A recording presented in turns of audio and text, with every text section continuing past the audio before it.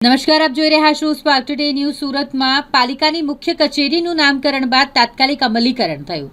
મોડી રાત્રે જ કચેરી બહાર શ્રી તાપી ભવનનું બોર્ડ મારી દેવામાં આવ્યું. શાસકો દ્વારા મોગલસરાય બિલ્ડિંગ નામ હટાવી શ્રી તાપી ભવન કરાયું. જ્યારે મોગલસરાય વિસ્તારને તાપીપુરા નામ અપાયું. ટર્મ પૂર્ણ થવા પહેલા મળેલી અંતિમ સામાન્ય સભામાં ઠરાવ કરી અમલીકરણ કરાયું. શાસકો અને વિપક્ષના સભ્યોની સર્વાનુમતે નામકરણને મંજૂરી. કોંગ્રેસ નેતા અસલમ સાયકલવાળાના શાસકો અને વિપક્ષ સામે આક્ષેપ. મોગલસરાય વિસ્તારના સ્થાનિક લોકોના મંતવ્ય જાણ્યા વિના જ નામકરણ કરાયું હોય તેવું તેમનું કહેવું છે.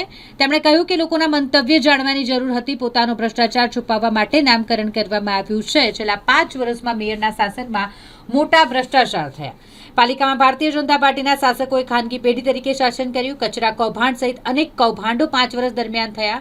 દરેક કામમાં ભારતીય જનતા પાર્ટી અને શાસકોએ માત્ર ભ્રષ્ટાચાર કર્યો છે તેવા આક્ષેપ પણ તેઓએ કર્યા છે. વર્ષ 1995 થી સુરત મહાનગરપાલિકામાં ભારતીય જનતા પાર્ટીનું શાસન છે, પરંતુ છેલ્લા 5 વર્ષના જે શાસન રહ્યું છે, વર્ષ 2021 થી 2026, એ સુરત મહાનગરપાલિકાના ભારતીય જનતા પાર્ટીના શાસકોએ પોતાની ખાનગી પેઢીને શાસન કર્યું છે.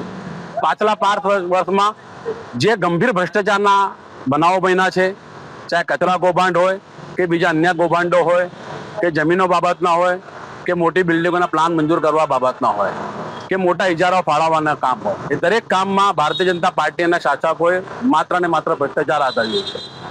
દક્ષેશ માવાણી મેયર તરીકે કાર્યકાળમાં સૌથી વધારે ભ્રષ્ટાચાર થયું છે અને એના જીવતા જાગતા ઘણા ઉદાહરણો તમારી સામે છે. આ ઉપરાંત ભારતીય જનતા પાર્ટીના શાસનમાં લોકો મેટ્રોના કામથી ત્રાહિત થયા છે. રોડ પર ખાડા પડવાથી લોકો મુશ્કેલી વેઠી રહ્યા છે. પ્રાથમિક જે માળખાગત સુવિધાઓ છે એ સંપૂર્ણપણે ભારતીય જનતા પાર્ટી આપવામાં સાવ નિષ્ફળ નીવડે છે. અને પોતાની નિષ્ફળતા છુપાવવા માટે આજ રોજ 10/3/2026 રોજ જે શાસકોનો છેલ્લો દિવસ હતો શાસન કરવાનો, અને જે સામાન્ય સભા મળી એમાં મેયર શ્રી દક્ષેશ માવાણીએ એક વધારાની દરખાસ્ત રૂપે સુરત મહાનગરપાલિકાની જે મુગલસરાય બિલ્ડિંગ, જે ઈસવીસન 1939માં મુગલકાળ સમયે શાહજહાંની દીકરી આલમગીર જહાંએ બનાવી હતી, એ બિલ્ડિંગને જે મુગલસરાયથી ઓળખાતી હતી, એ બિલ્ડિંગનું નામ શ્રી તાપી ભવન કરવામાં આવ્યું. ઉપરાંત આ વિસ્તારને મુગલી સરા તરીકે ઓળખ ધરાવે છે. સ્થાનિક રહીશોના કોઈ પણ પ્રકારના મંતવ્ય જાણ્યા વગર આ વિસ્તારનું નામ પણ તાપીપુરા કરવામાં આવ્યું છે. હું દક્ષેશભાઈ માવાણીને ભાજપ શાસકોને કહું છું કે જે આપે ઠરાવ અને આમ આદમી પાર્ટીએ મળીને હોદભેર જે સર્વાનુમતે ઠરાવ મંજૂર કર્યો છે, એ બાબતે મારે એટલું જ કહેવું છે કે પુણ્ય સલીલામાં તાપીના પ્રતાપે સુરતનો વિકાસ થયો છે. પુણ્ય સલીલામાં તાપી માટે સૌને માન છે, સન્માન છે ને કાયમ રહેશે જ. અને સૌ સુરતીજનો, સૌ સુરત શહેરના વાસીઓ એના કાયમ ઋણી રહેશે. તમારે આજે આ મુગલસરાયનું નામ તાપી ભવન કરવાની જરૂર પડી તો ટૂંક આ વર્ષોની અંદર જ ખટોદરા એસટી રિંગ રોડ ખાતે 27 માળની નવનિર્મિત 2 બિલ્ડિંગોનું કામ ચાલી રહ્યું છે કે જેમાં સુરત મહાનગરપાલિકાની મુખ્ય કચેરી ટ્રાન્સફર થવાની છે. તો તમારે એ બિલ્ડિંગનું નામ પણ શ્રી તાપી ભવન રાખવું જોઈએ, જો મા તાપી પ્રત્યે તમને આટલો બધો પ્રેમ અને લાગણી હોય સાચા દિલથી. બીજું કે આ વિસ્તારનું નામ તમે મુગલસરાથી શ્રી તાપીપુરા કર્યું, સ્થાનિક લોકોના મંતવ્ય જાણવાના હતા અને એમના મંતવ્યો તો 100% નામકરણ કરવું જોઈતું હતું. આવા નામકરણ કરીને તમે માત્ર રાજકીય સ્ટન્ટ પૂરું પાડ્યું છે.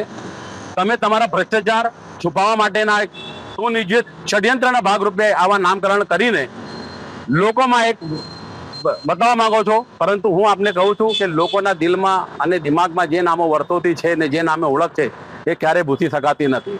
તમે જેટલું રસ નામકરણ કરવામાં દાખવ્યું છે, એટલું આ શહેરની પ્રજા માટે માળખાગત સુવિધા પૂરી પાડવામાં દાખવ્યો તમને વધારે ગમશે. અને આ આદમી પાર્ટીએ પણ તમારી સાથે આપ અને ભાજપ બંને ભાઈ બહેન બનીને જે ભ્રષ્ટાચાર આદર્યા છે, એ આ શહેરની પ્રજા તમને ક્યારે માફ નહીં કરશે એ પણ નક્કી છે. તમારા શાસન અને વિપક્ષના જે નબળાઈઓ રહી છે, જે નિષ્ફળતા રહી છે, એને શહેરીજનો સારી રીતે ઓળખી ગયા છે.